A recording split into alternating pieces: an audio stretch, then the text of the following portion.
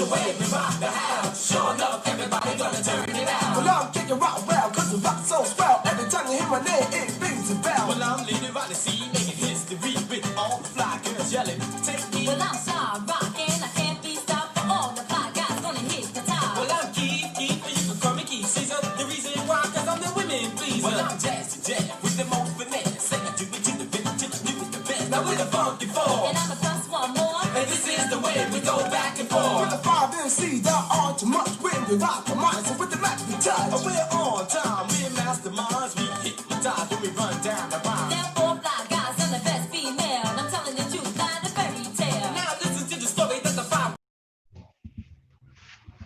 Hey, my boy ka ituno kina ati no. 1 second. And here I am, as promised. You know, I came on Facebook earlier and did a short announcement and speaking on Facebook Live. But anyway, and I said I was going to get on. Either I will have my nephew with the reggaeton, either interview him, but we're going to leave it for another Sunday. And or I would do what is called a reading of my script. You know, I'm a script writer, and so I want to do on the script that I've been working on.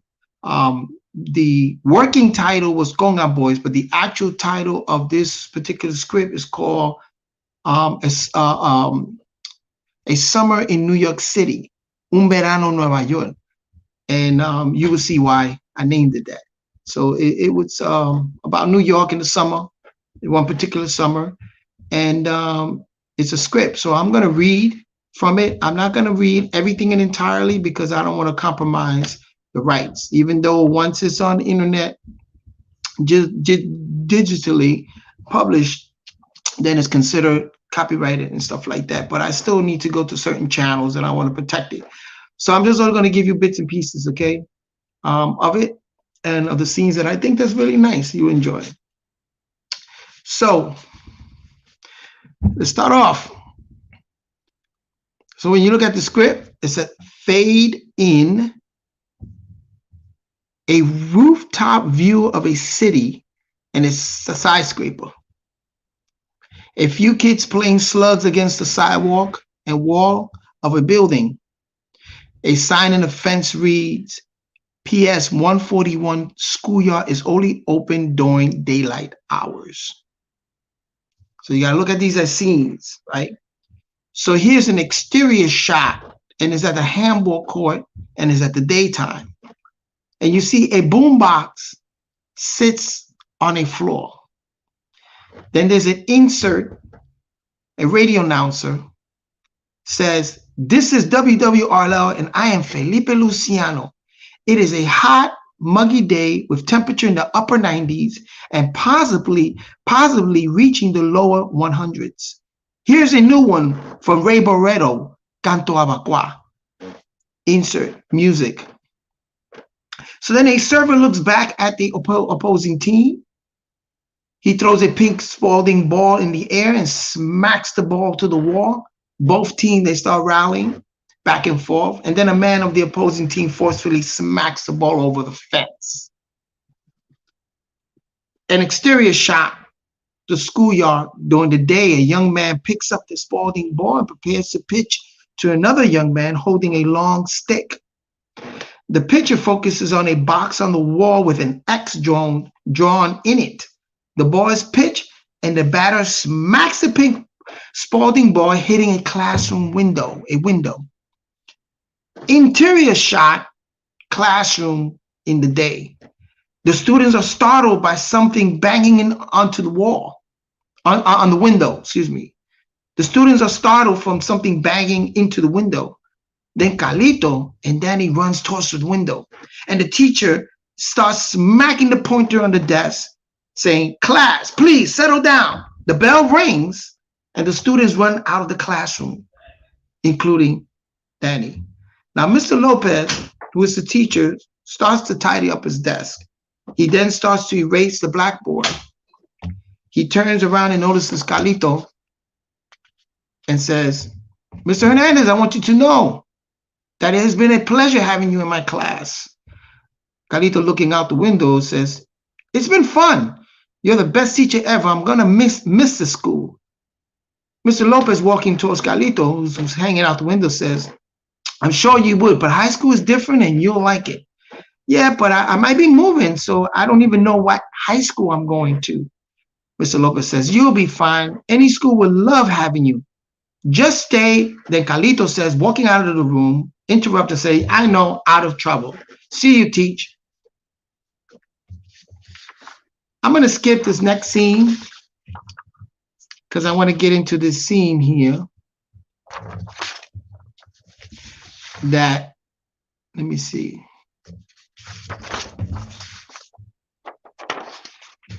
This is a very interesting scene coming up. Let me see. Okay. Let me see. So, okay, here it goes. I got to start from the, okay, that one. Wait a minute. Ooh, I think my papers got mixed up a little bit out of here. Trying to find. No, I'm missing something here. You gotta excuse me for one bit, because I think you see, there's something missing here.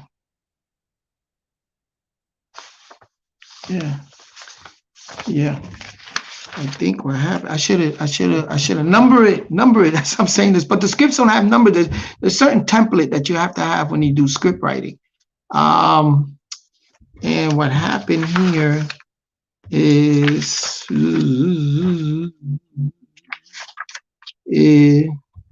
very interesting. That's what happened. Well, here's an exterior shot. Yeah, this is all screwed up. I'm sorry. I gotta really look at this. I'm trying to find something because it's labeled like exterior shot, the fire escape.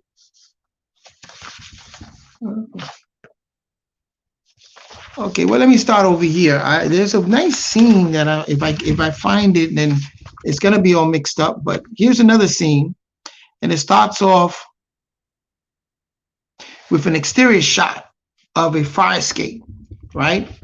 And it's in the same, it's on during the daylight. So Amaury is sitting down with a conga drum between his legs on the fire escape. Well, no, hold up one second. Yeah, on the fire escape. And he said, oye, tú, chiquitito, ¿qué tú haces? Carlito says, oh, nothing, I just happened. What happened down there? You know, and you see why he says that when I go back to that scene, because I'm mixing it up like that so that you don't see the like I said, to protect the content of these scripts. But here's one that Amaury sitting down with his conga between his legs, and Amaury says, well, I don't know what happened down there. So Amaury gets up and he starts to put the conga inside the window. So Amaury said, hey, you think you can help me bring some drums down the block? And Carlito said, oh man, my mom don't let me go down the block. Amaury said, don't tell her where you're going. Just tell her that you're going to throw the garbage out.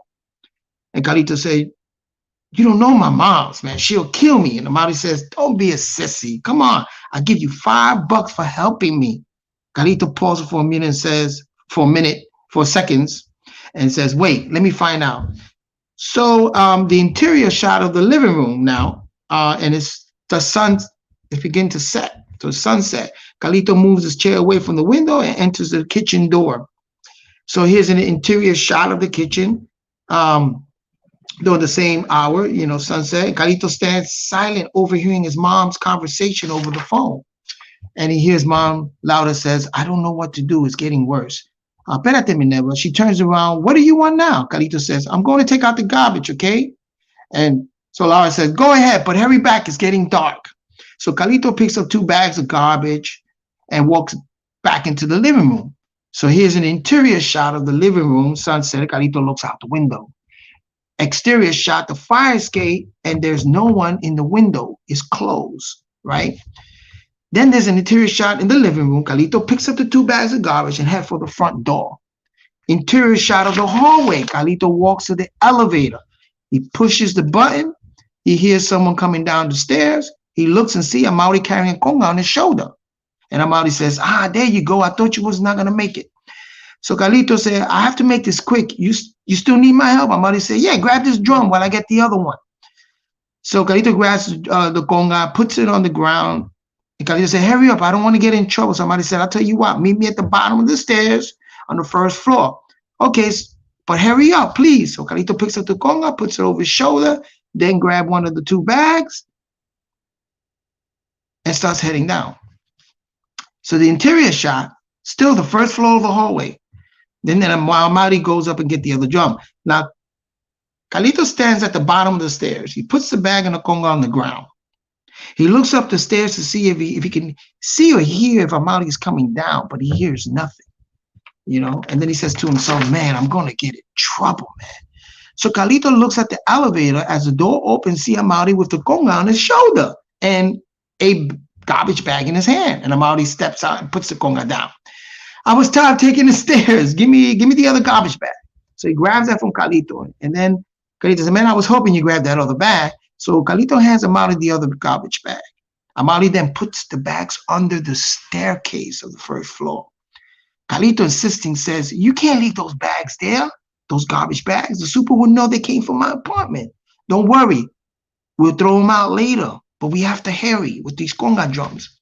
So then here's an exterior shot of the building down the hill, of a building stoop down the hill. There's a short man dressed in white wearing a white Kango hat and Santero beads, eleques. So he comes into view. He looks up the hill and sees Amaury and Carlitos coming down, both carrying congas on their shoulders. So the Santero happened to be Justi Barreto. And he says, ay, bueno, la rumba está completa. Then he points to Amaury, then to the stoop and says, oye, sit over there to the left. Leave room for the bajo and the quinto. So Carlito and Amaury put the congas down that they were carrying in front of them. Amaury said, pero Justi, I thought I was playing quinto this time. And Justi says, bueno, then I want you in the middle. Then to a young man, he says, Papa, grab the segunda. And the segunda is a type of drums in the conga. So Amaury and Papa sits on the stoop with the congas in between their legs. Then Papa said, Justi, who's going to play bajo? Justi looks around at Carlito. Tu, chiquitito, you going to play bajo. Carlito surprised, said, I don't know how to play congas. And abruptly, out of nowhere, Tito grabs a bajo from Carlito. Tito's another character. We introduced Tito here. You know, this man forcefully grabs it. And then he said, I'll play the bajo. And Justi says, oh yeah, Tito, that wasn't right. Amaury stands up and said, take it easy, Tito. He's a young kid. Tito says, what? You don't, and he looks to Carlito and says, hey, you don't mind, right, if I play the bajo? Carlito says, no, go right ahead. So Tito says, there, you see, I did nothing. So Justi reached down and picks up a cowbell. And Justi faces Carlito and says, oye esto. And he starts to play this certain pattern. So then here's an instructional shot. Justi starts to play a comparsa pattern. Tick, tick, two, tick, tick, tick, two, tick, tick, two, tick, tick, tick, two. That's what they call a comparsa pattern, which I have my cowbell here. I could demonstrate it. Well, Carlito watches and learns a pattern very quickly. Justi stops, has Carlito the cowbell with a stick, and Carlito starts doing it, and he's good to go. So Tito said, come on, Justi, let's jam. You know, and Justi says, signals over to Carlito, start it off. So Carlito starts to play the pattern perfectly. Justi smile, and also Amaury. Papo starts a tumbao rhythm of the segunda, while Tito joins in with the comparsa bajo pattern, which is that conga pattern that you hear, tum, tum, tum, tum, tum, tum, tum, tum, tum, tum, tum, tum, tum, tum, tum, tum, tum, tum, while the other pattern goes, tu-tu, taka, tu-tu, taka, tu-tu, taka, tu-tu. So this pattern is what's being played, right? It's called comparsa, you know, pattern. So Amaury starts to riff off on the quinto. He's riffing, he's doing improvisation. Then Justi says, suave, let's not get carried away. So he starts singing. Es un verano Nueva York, un verano, and everybody starts singing. So a crowd starts to form around the rumba, and everyone starts to sing un verano Nueva York, which means a summer in New York. And then they also start singing, Llegó Superman, bailando guaguancó, that Superman has arrived and he's dancing the guaguancó. You know what I'm saying? So out of the crowd, Carlito looks up the hill and sees Laura, his mother, with her fist on her head with a look about to kill. Carlito hands a cowbell over to someone. Carlito moves himself through the crowd and walks up to Laura. Laura immediately starts swinging at him. What the hell are you doing down the block? Carlito's ducking, said, I was just helping, Mom. She said, no, you were hanging out with those people. Poor thing, I want you to go upstairs right now. This is not over. So Carlito runs into the building while Laura continues walking up the hill. That's that scene. Okay, so these are little bits and bits of scenes. You know, it's got a, you know, let me see what else the scenes are here. There was one here that I wanted definitely to read to you guys, man. There was one here that I've seen that's, you know, but maybe it's just not meant for me to use this to do it. You know what I'm saying? So anyway, that's two of the scenes. I don't want to stay here too long, but what I just wanted to do is to read you a little bit of the scenes, you know. Here's a scene that I can, yeah. Here's a scene. And this is a lot of this is based on true stories. You know, this all happened in this one summer. You know what I'm saying? So here's an exterior shot of the front of the building, what they call 1414 Shakespeare, front of a building, a typical building in the Bronx, New York, right? Carlito walks out of the building. Two young boys run up the block crying. Ah. Further down the block, he spots Tito. And he then walks towards him. So here's the exterior shot of a building stoop. You know, Carlito gets to the building stoop. Tito stands by a conga drum. So Tito whistles, yo, you come in. Carlito slowly yells, yeah, what is it? What do you want? And Tito sitting down says, sit with me, let's jam a little. Carlito said, I can't, I have to go to the store for my mom's. So Tito, he looks around and says, oh yeah? Then let me show you a magic trick. He says, oh, let me show you a magic trick. So Tito stands there and he walks over with a walking cane. Then he says, try to grab the cane from me, Tito says. So he puts it around Carlito's back. And Tito said, I don't know if I can. He kept insisting, just try it, come on. So again, Tito reaches with the walking cane around Carlito's back. Carlito turns any which way he can to try to get this cane. So he's trying to grab the walking cane. So Tito says, you see, I'm too fast for you. You can't grab it. And Carlito said, I have to go. Maybe later I'll come out to jams. Tito's laughing, said, yeah, sure. Get out of here. So here's an interior shot of the bodega. Carlito walks up and down the aisle. He spots some potato chips, grabs from one big bag, and the counter grabs some candy. He reaches in his pocket. The bodega said, would that be all, son? Ringing the item on the register, that'll be $5.89. Carlito reaching in his pocket says, hey, oh no, where is it? I can't find the $20 bill. What's going on? And Carlito continues to look into his pocket. The bodega man, look, son, until you find your money, step to the side so I can take care of this lady. So Carlito said, oh, sure, go ahead, lady. The bodega man finishes with the other customer. So the bodega man says, what's the matter, son? Did you find your money? He said, no, my mom's going to be very, very mad. Okay, look, take it and pay me later. I'll put you down on the book. Okay, I promise. So you know what happened there, right? That magic trick. Tito pickpocket Carlito as he put the cane on. So that was what that was all about, that whole scene. You know what I'm saying? So there's much more. There's one scene that I wanted to read you, but I can't find it. And that's the scene. That's the scene with the pump. Oh man, I can't find that scene. Yep, I can't find that scene. I gotta really organize these papers again. I got it all online, so I just gotta print it out again. This is stuff that I printed out But and I do, this is just the first draft. So but anyway, that's part of. Let's see. Yeah, this scenes here that I gotta get. Yeah, there's a lot of scenes here that, yeah, there's some. Here's a scene. Okay, here's a scene. Here's a scene. We can start from here too. Here's another scene that I want to read. It's gonna be the last scene. Okay, so this one is a exterior shot. Is in a park benches, and the insert is a Masumbike rhythms. So this, the way I set this up musically is that you have these rhythms, introduce these rhythm. You have the comparsa rhythm, the guaguancó rhythm. This is a Masumbike rhythm, and it's it's a Masumbike rhythm, and you got 4 men. One of them on timbales, usually play with the cowbell on top, cha-cha cowbell, and the timbale, and then the 2 conga, and 1 cowbell and jamming. So here's 4 men jamming in the playground. So that's that shot, right? And then it shoots to an exterior shot. Exterior meaning outside, back alley of a building.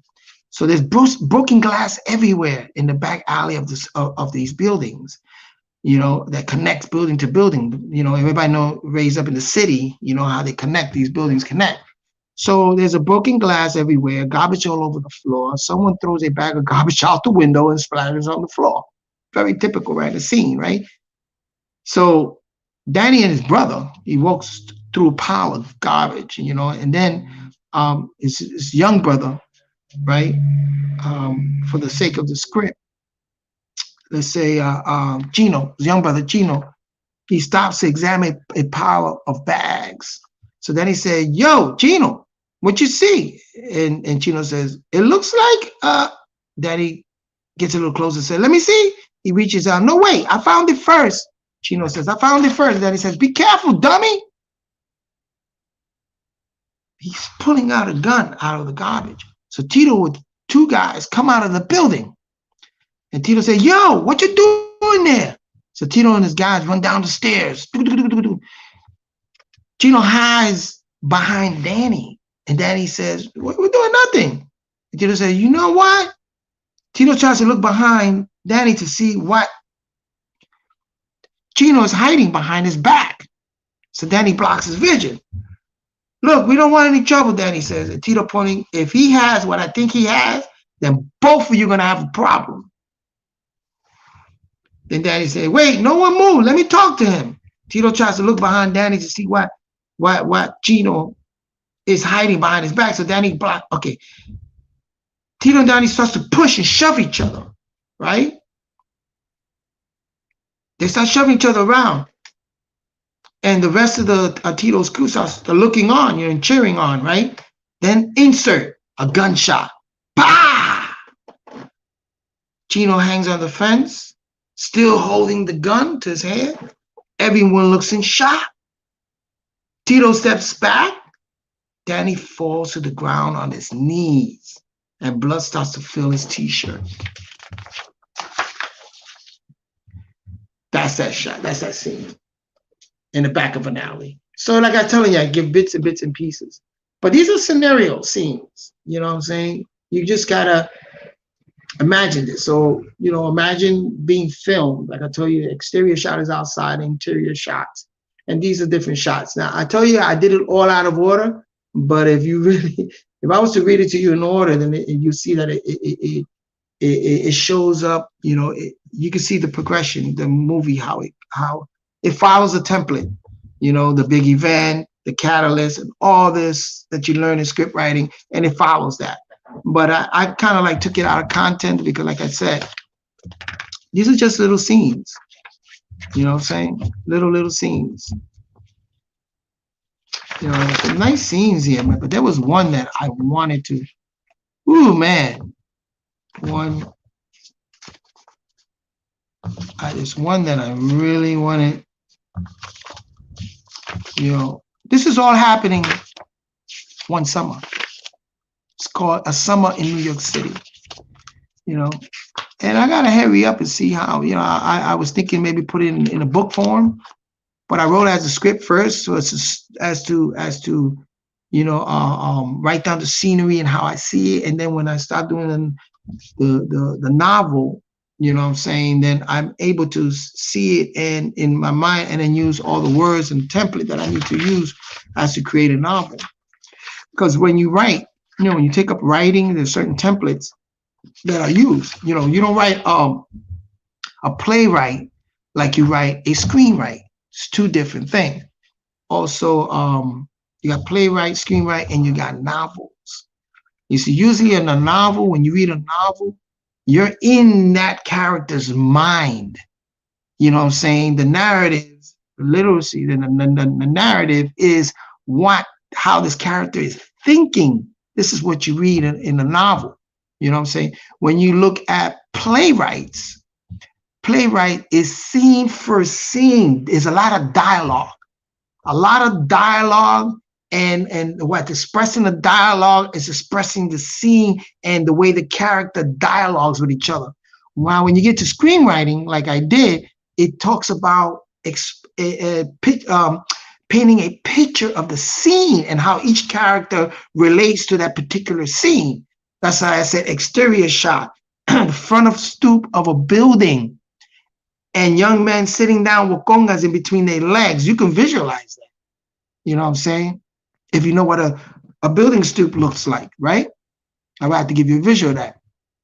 Or, a park. You can visualize the park and the guys on the park bench and they jamming. You see timbales there and you see conga. You see that in New York. You go to Central Park or you go to some parks, you see this jam sessions and stuff like that. So it has a lot to do with that.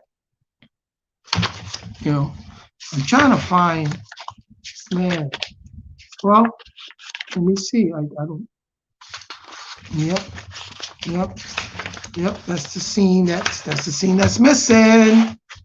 Man, I gotta probably get on. Yep, that's the scene that's missing.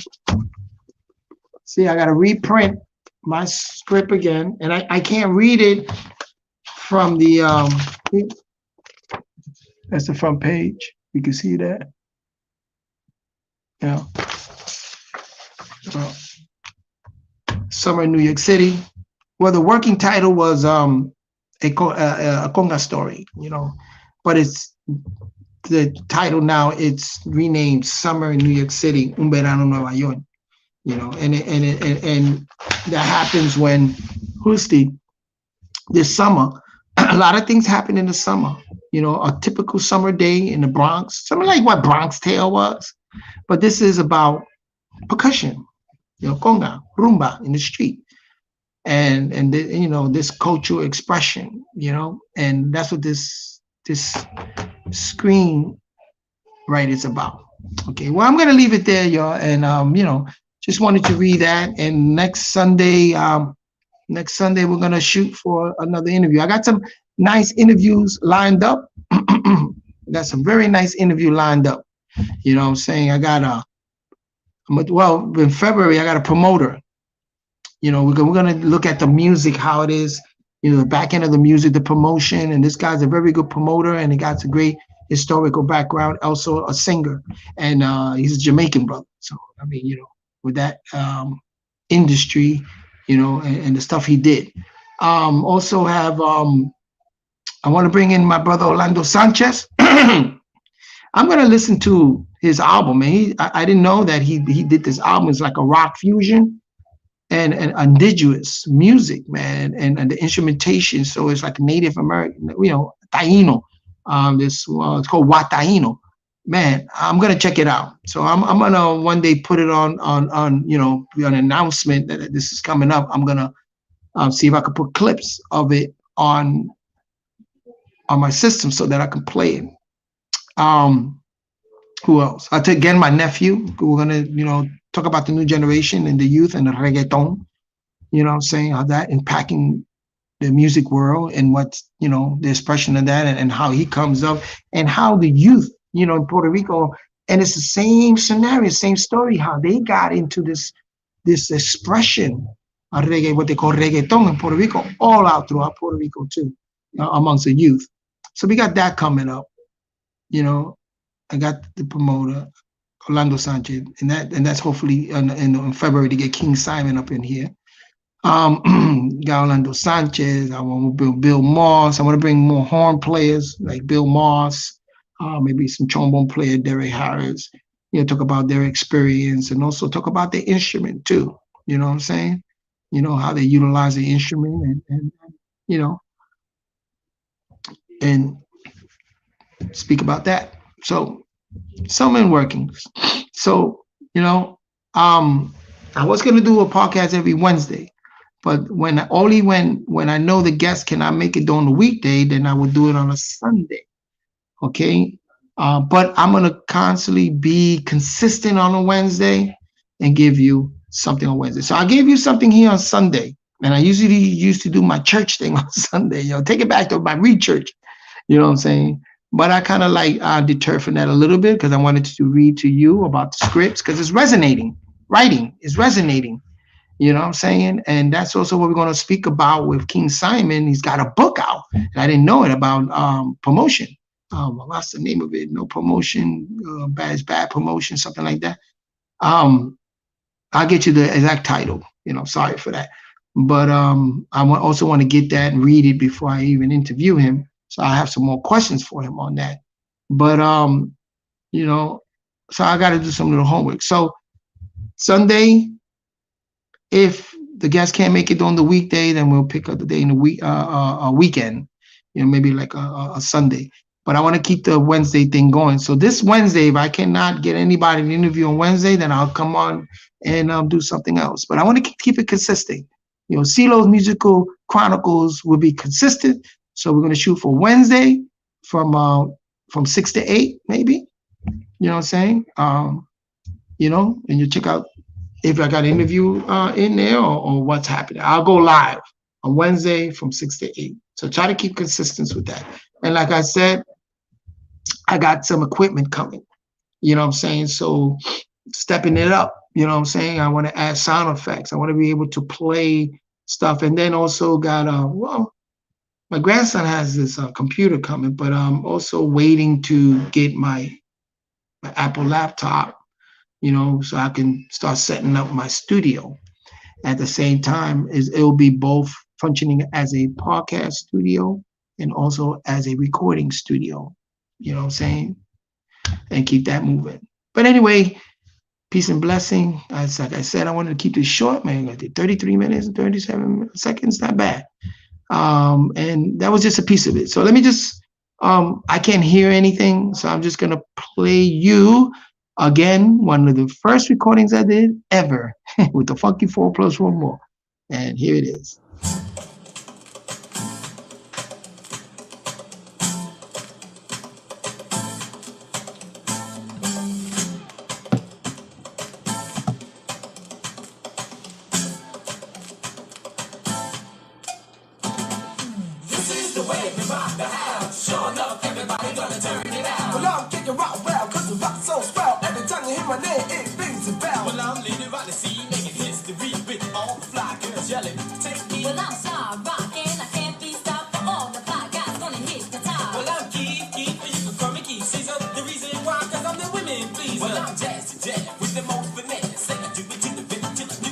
Now we're the Funky 4. And I'm a plus 1 more. And this is the way we go back and forth. With the 5 MCs that are too much when we rock.